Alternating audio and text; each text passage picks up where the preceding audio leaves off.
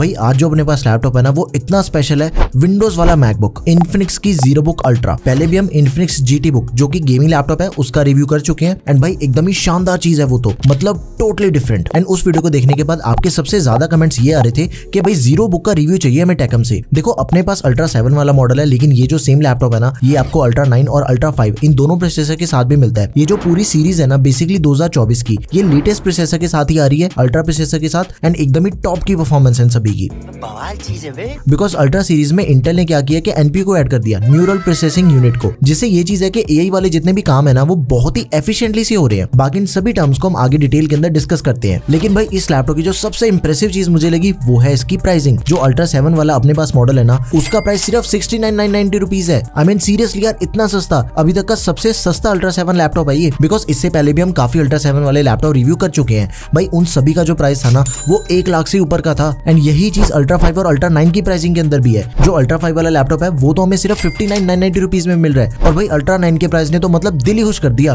84,990 rupees. Full AI वाला मामला एकदम ही बजट में। और बाकी सब कुछ इस लैपटॉप का हम आगे देखते हैं, लेकिन भाई सबसे पहले इसकी लुक्स चेक करते हैं। दिखने में लैपटॉप सबसे डिफरेंट है। पीछे देखो जीरो लिखा हुआ है जिसमें लाइट चलती है, एंड अगर आप इसे कम लाइट वाली जगह पे यूज करते हो ना भाई, जब ये जीरो की लाइट ऑन होती है मतलब एकदम ही किलर वाइब आती है लैपटॉप की। एंड इसी के साथ जो लाइंस वाला पैटर्न बना हुआ है वो भी काफी तगड़ा लगता है। अब देखो फ्रंट से तो एकदम ही मिनिमल सा डिजाइन है क्योंकि प्रोफेशनल लैपटॉप अपना। साइड पे स्पीकर्स आगे ऊपर ही, राइट साइड टॉप कॉर्नर पे में पावर बटन मिल जाता है, बट इसकी जो पावर की लाइट है ना वो लेफ्ट साइड पे दी गई है, और पावर बटन के ऊपर ही अपना फिंगरप्रिंट सेंसर दिया गया है। साइड में तीनों स्टिकर्स आगे, एंड सेंटर में आ गया अपना ट्रैक पैड। एंड जो इसका कीबोर्ड है ना उसकी जो पूरी थीम है ना वो काफी हद तक मैकबुक जैसी लगी मुझे। ब्लैक कीज और व्हाइट बैकलाइट, सुंदर लगता है वैसे दिखने में। अब देखो लुक्स के बाद एक लैपटॉप के अंदर सबसे इंपॉर्टेंट क्या चीज होती है, उसकी बिल्ड क्वालिटी। जितनी बढ़िया उसकी बिल्ड क्वालिटी होगी उतनी ही लैपटॉप की लाइफ बढ़ जाएगी ना ऑटोमेटिकली। तो इसकी बिल्ड क्वालिटी एकदम ही सॉलिड है, मेटल बॉडी वाला लैपटॉप है, एंड ऐसे हाथ में पकड़ा होना एकदम ही तगड़ा सा फील होता है। बाकी राइट एंड लेफ्ट साइड पे अपनी पोर्ट्स आ जाती हैं, एंड ये वाला बटन जो देख रही हो ना आप, इससे हम लैपटॉप के मोड्स को भी चेंज कर सकते हैं, इकोनॉमी,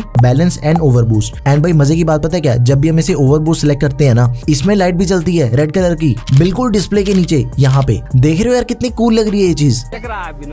एंड लैपटॉप की पिछली तरफ इसके एग्जॉस्ट वेंट आ जाते हैं, डुअल फैन कूलिंग सिस्टम है, एंड बॉटम पे इसके एयर इनटेक वाले वेंट्स हैं, और कुछ वेंट्स तो डिस्प्ले के नीचे भी दे रखे हैं। भाई एक्चुअल में लैपटॉप काफी सुंदर है। एंड इन्फिनिक्स वालों की ना ये चीज काफी बढ़िया है, इनके जो भी लैपटॉप आते हैं ना उनका जो डिजाइन है वो टोटली डिफरेंट होता है बाकी सभी लैपटॉप के कंपैरिजन में। जैसे गेमिंग वाला भी हमने चेक किया था ना एकदम ही हट के डिजाइन था, बट इसकी भी एकदम ही डिफरेंट सी वाइब है। बट हाँ इसका जो डिजाइन है जीरो बुक का वो लास्ट ईयर वाला बिल्कुल सेम है, शायद तभी इतने कम प्राइस के अंदर हमें इतनी बड़ी स्पेसिफिकेशन मिल रही है। अगर डिजाइन के अंदर चेंजेस होते फिर ऑब्वियसली इसका प्राइस बढ़ जाता। लैपटॉप सिंगल हैंड से आराम से ओपन हो जाता है, स्क्रीन वोबल थोड़ा सा ही है, ऐसा मुझे कोई दिक्कत नहीं आई इसके अंदर। अब देखो अनबॉक्सिंग क्या ही करनी है लैपटॉप की, वही सेम लैपटॉप है, डब्बे में कुछ बुक्स एंड चार्जर, उसके अलावा कुछ होता ही नहीं है। लेकिन हाँ इसका जो चार्जर है ना वो एकदम ही कमाल दिया गया है। टाइप C to C वाला चार्जर है, और कॉम्पैक्ट सा अडेप्टर है 100 वाट वाला, जैसे अपने फोन का चार्जर होता है ना बिल्कुल वैसा ही है। छोटे से अडेप्टर को ना कैरी करना आसान हो जाएगा। फिर देखो परफॉर्मेंस चेक करने से पहले लैपटॉप के अच्छे से स्पेक्स देख लेते हैं एक बारी। अल्ट्रा सीरीज वाला प्रोसेसर है, अल्ट्रा 7 155H प्रोसेसर दिया गया लैपटॉप में, 16 कोर्स एंड 22 थ्रेड्स दे रखे हैं इसके अंदर। एंड इसकी जो मैक्स क्लॉक स्पीड है वो 4.8 गीगाहर्ट्ज है परफॉर्मेंस कोर्स की, एंड इसके जो एफिशिएंसी कोर्स है उसकी मैक्स क्लॉक स्पीड है 3.8 गीगाहर्ट्ज। अभी थोड़ा ध्यान दो, देखो इसके अंदर हमें LP कोर्स भी मिलते हैं 2,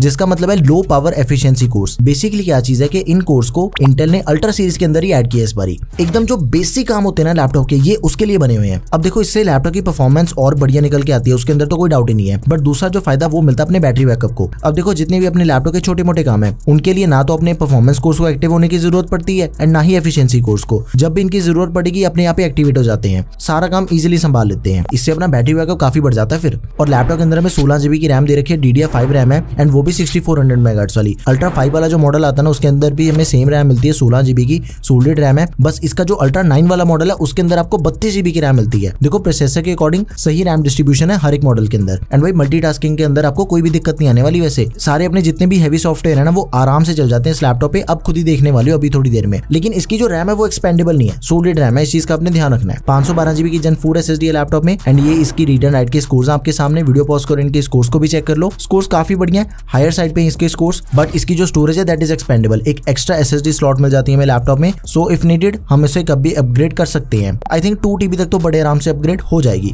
और इसके अंदर में जो ग्राफिक्स मिलते हैं ना वो लेटेस्ट आर्क ग्राफिक्स हैं। ये देखो है तो इंटीग्रेटेड ग्राफिक्स, लेकिन ये जो अपने पुराने इंटीग्रेटेड वाले ग्राफिक्स है ना UHD एंड आइरिस, ये उनके कंपैरिजन में फार बेटर है। मतलब कि लेटेस्ट वाला हिसाब किताब है इसका। ग्राफिक्स बढ़िया वाले हैं, गेमिंग टेस्ट भी करी है मैंने, एंड प्रोडक्टिविटी के लिए हैवी काम भी करके देखे हैं। भाई मुझे तो आर्क ग्राफिक्स की परफॉर्मेंस ने एक बार पूरी तरह से शॉक ही कर दिया था। एडिटिंग होगी, फोटोशॉप होगी, गेमिंग होगी, भाई सब कुछ एकदम एकदम स्मूथ चलता है। अब एक और चीज है, देखो इतनी चीजें सुन के इंप्रेस नहीं होना, पहले ये चीज भी समझ लो, एआई वाला लैपटॉप है एंड इसके अंदर आपको एनपीयू चिप डेडिकेटेड मिलती है, न्यूरल प्रोसेसिंग यूनिट। अगर आपने अपने लैपटॉप के ऊपर एआई वाले काम करने हैं ना, फॉर एग्जांपल मशीन लर्निंग के अंदर ये चीज यूज होगी। ये ज्यादा कॉम्प्लेक्स कोड को प्रोसेस करने के लिए बना होता है। लाइक एआई के टाइम पे जितने भी न्यूरल प्रोसेसिंग कैलकुलेट होती है ना, ये वहां पे काम आता है, विच इज गुड एंड अपनी परफॉर्मेंस के ऊपर ज्यादा फर्क पड़ता है, परफॉर्मेंस हमें बढ़िया मिलती है लैपटॉप की। बहुत ही सिंपल एग्जांपल देता हूं आपको, अगर आपने कोई भी इमेज तक जनरेट करके देनी है ना, इसके थ्रू ज्यादा बढ़िया परफॉर्मेंस मिलेगी आपको लैपटॉप में। अडोबी फायरफ्लाई हो गया, कोपायलट हो गया, और भी आपने किसी भी तरह का सॉफ्टवेयर यूज करना है एआई से रिलेटेड, बढ़िया परफॉर्मेंस मिलेगी आपको। विंडोज 11 के साथ आता है लैपटॉप एंड उसी के साथ ही एमएस ऑफिस हमें 365 दिया गया। तो चलो अब इसके थोड़े से नंबर भी देख लेते हैं। सिनेमैच R23 आपके सामने अच्छे स्कोर्स हैं, 1640 एंड 12587। अब इसके बाद सिनेमैच 2024 के भी आपके सामने बढ़िया स्कोर्स हैं ये भी भाई। उसके बाद आप वीडियो पॉज करते जाओ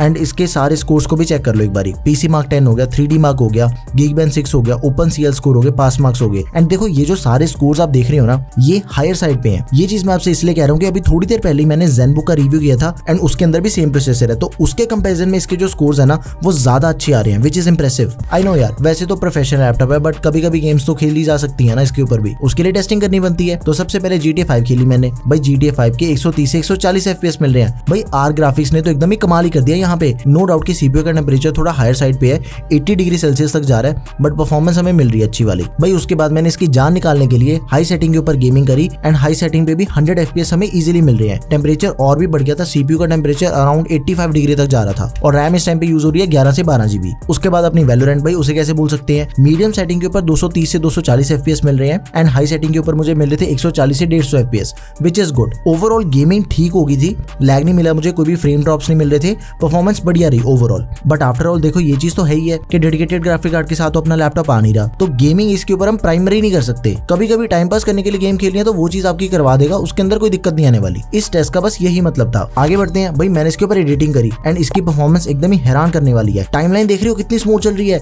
एंड भाई 4K प्रोजेक्ट है। एंड टाइमलाइन से पहले भाई ये चीज चेक करो कि एडिटिंग की लेयर्स कितनी ज्यादा है। एकदम ही हेवी वाला प्रोजेक्ट बना के देखा था मैंने इसके ऊपर एंड फिर भी एकदम ही स्मूथ टाइमलाइन, सारे इफेक्ट वगैरह एकदम बिना किसी लैग के ऊपर सब कुछ हो रहा है। देखो यार वैसे अल्ट्रा 7 प्रोसेसर है, ये चीज तो मैंने एक्सपेक्ट करी थी कि इतनी अच्छी परफॉर्मेंस तो लैपटॉप कम से कम देगा ही देगा। एंड आफ्टर दैट जब मैंने रेंडर टाइम भी लगाया ना, वो भी मतलब ठीक था लैपटॉप के अकॉर्डिंग। नहीं तो 5 से 5.5 मिनट तक का जो प्रोजेक्ट होता है ना, कई लैपटॉप उसे भी घंटा ले लेते हैं रेंडर निकालने के लिए, बट इसने 17 to 18 मिनट्स के अंदर रेंडर कर दिया था। बट ये वाला जो मैंने रेंडर निकाला ना, वो मतलब मीडियम लेवल तक का प्रोजेक्ट था, ज्यादा हेवी लेयर्स वाला नहीं था। और भाई जब मैंने इसके ऊपर फोटोशॉप चलाया ना, सच्ची में डिस्प्ले की इतनी प्यारी है ना कि काम करके मजा आ जाता है। परफॉर्मेंस में तो कोई दिक्कत आने नहीं वाली, फोटोशॉप में क्या इशू आएगा, राइट। लेकिन यहाँ पे ये चीज चेक करने वाली थी कि इसका जो एक्सपीरियंस है ना वो कैसा रहेगा डिस्प्ले के साथ। ओवरऑल परफॉर्मेंस एंड डिस्प्ले पास अपना लैपटॉप। अब एक चीज है, दिखने में तो looks wise keyboard and trackpad एकदम ही प्रीमियम लग रहे हैं एंड यूज करने में भी ठीक है। टू बी वेरी ऑनेस्ट मुझे थोड़ा टाइम लगा हैप्चर होने में कीबोर्ड पे, लेकिन वो जब नया किसी भी लैपटॉप पे आप स्विच करते हो ना, एक बार ही तो टाइम लगता ही है, बट आफ्टर दैट आदत पड़ जाती है। की ट्रैवल भी इसका ठीक है,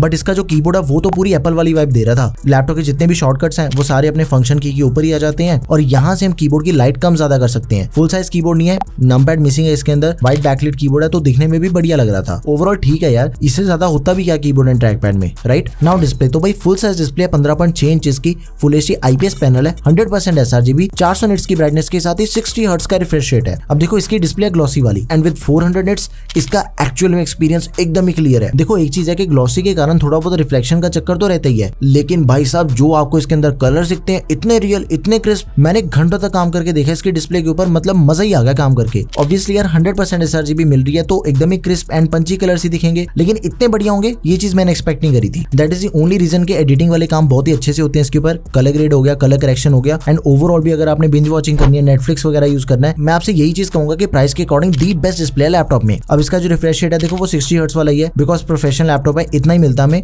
तो वो चीज कोई दिक्कत वाली बात नहीं है। लैपटॉप की जो ओवरऑल कनेक्टिविटी है ना वो बढ़िया है। लेफ्ट साइड पे हमें HDMI पोर्ट मिल जाती है, एक USB Type-C, एक USB 3.2 टाइप ए, एक पावर पोर्ट है साथ में, और राइट साइड पे एक USB 3.0 टाइप ए, एक micro SD card reader 3.5mm combo and mode switch वाला बटन दिया गया, जो कि मैंने आपको पहले बताया था कि हम मोड स्विच कर सकते हैं, balance, economy and over boost. बस ईथरनेट पोर्ट नहीं है इस लैपटॉप के अंदर एंड वैसे भी देखो थिन एंड लाइट लैपटॉप के अंदर ना कोई भी ब्रांड नहीं दे रहा आजकल, एंड ये चीज ना कोई दिक्कत वाली बात भी नहीं है वैसे, बिकॉज इसके अंदर हमें Wi-Fi 6E मिल जाता है, तो वायरलेस कनेक्शन के अंदर तो ऐसे कोई दिक्कत नहीं मिलती हमें लैपटॉप के अंदर। और अगर आपका ऐसे वाला सीन है कि भाई मुझे तो इसके अंदर वायर्ड कनेक्टिविटी चाहिए ही चाहिए, फिर एक कन्वर्टर आ जाएगा अपना, ईथरनेट भी कनेक्ट हो गया, that's it. And wireless connectivity में अपना ब्लूटूथ 5.3 दिया गया, तो ओवरऑल जिसकी कनेक्टिविटी है ना वो हर एक सिनेरियो के अंदर बढ़िया है। स्पीकर्स भी काफी बढ़िया एक्चुअली, मुझे एक चीज बड़ी प्रैक्टिकल लगी कि क्वाड स्पीकर स्पीकर्स हैं, जब भी किसी लैपटॉप के अंदर सिर्फ डाउन फायरिंग स्पीकर्स होते हैं ना, फिर भाई ये चीज की दिक्कत आती है कि उसकी ना आवाज दबने लग जाती है। लैपटॉप अपना लैप पे पड़ा है या फिर आपने टेबल पे रख दिया, बेड के ऊपर रख के यूज कर रहे हो ना, फिर डाउन फायरिंग स्पीकर्स उस टाइम पे बढ़िया नहीं लगते फिर। लेकिन इसके अंदर हमें दोनों मिल रहे हैं, ऊपर भी है नीचे भी है, तो एकदम ही बढ़िया सही चीज है ये। जैसे मर्जी यूज करो, आवाज हर टाइम पे आपको प्रॉपर लाउड एंड क्लियर मिलती है। एंड ड्यू टू 4 स्पीकर्स इसकी आवाज भी एकदम ही लाउड है। ऊपर वाले कीबोर्ड के साथ ही 1-1 वॉट वाले 2 स्पीकर हैं, एंड जो डाउन फायरिंग स्पीकर्स हैं वो 2 वॉट के 2 हैं। और या फिर आप ऐसी मूवीज वगैरह देख रहे हो या फिर आप किसी भी चीज के लिए आवाज सुन रहे हो ना, एक्सटर्नल स्पीकर की कोई जरूरत नहीं पड़ेगी, इतने लाउड तो इसके स्पीकर्स हैं। अब देखो इसका जो बैटरी बैकअप है ना, वो भी काफी इंप्रेसिव है। एक्चुअल में काफी टाइम के बाद मुझे कोई ऐसा लैपटॉप मिला है जिसके बैटरी बैकअप से I am really impressed. 70 what hours की बैटरी एंड 100 वॉट का टाइप C2C अडेप्टर मिल जाता है। लेकिन भाई नॉर्मल यूजेज के ऊपर भी ना इसकी जो बैटरी है वो नॉर्मल लैपटॉप्स के कंपैरिजन में बहुत अच्छी है। सिंगल चार्ज पे अपना लैपटॉप बड़े आराम से 7-8 घंटे तो निकाल देता है। मैंने इसके ऊपर काफी वीडियोस की स्क्रिप्टिंग करी है, ऑन एंड ऑफ बैठा था, उसी के साथ ही गाने भी चल रहे हैं, वेब सर्फिंग हो रही है, नॉर्मली अपने जो भी daily day to day task होते हैं वो सब कुछ चल रहा था। एंड बैटरी बैकअप काफी बढ़िया निकल गया इसका। वेबकैम बढ़िया है, फुल एचडी 1080p वाला दिया गया। माइक भी काफी अच्छा है इसका, कॉलिंग के टाइम पे एकदम ही क्लियर आवाज आती है। कुछ एआई के फीचर्स मिल जाते हैं एक्स्ट्रा कैमरा के अंदर, लाइक बैकग्राउंड ब्लर हो जाएगा, और भी ऐसे 1-2 बढ़िया ऐसे फीचर्स हैं। तो ओवरऑल इसका जो कैमरा एंड माइक है ना वो दोनों सही है। तो भाई ये था फुल रिव्यू इन्फिनिक्स ZeroBook का। जिस प्राइस पे ये लैपटॉप आ रहा है ना, जिस स्पेसिफिकेशन के साथ आ रहा है, भाई totally value for money laptop है। लैपटॉप अपने प्राइस को पूरी तरह से जस्टिफाई कर रहा है, बिकॉज इस स्पेसिफिकेशन के साथ आने वाला सबसे कम प्राइस वाला लैपटॉप है। आपको ये लैपटॉप कैसा लगा मुझे कमेंट सेक्शन में जरूर बताओ। एंड भाई मुझे इंस्टाग्राम पे भी फॉलो करो, काफी तगड़ा हिसाब चल रहा है वहाँ पे भी। नेक्स्ट रिव्यू कौन से लैपटॉप का चाहिए वो चीज भी मुझे कमेंट सेक्शन में जरूर बताओ। That's all for this video guys, thank you for watching the video, peace out.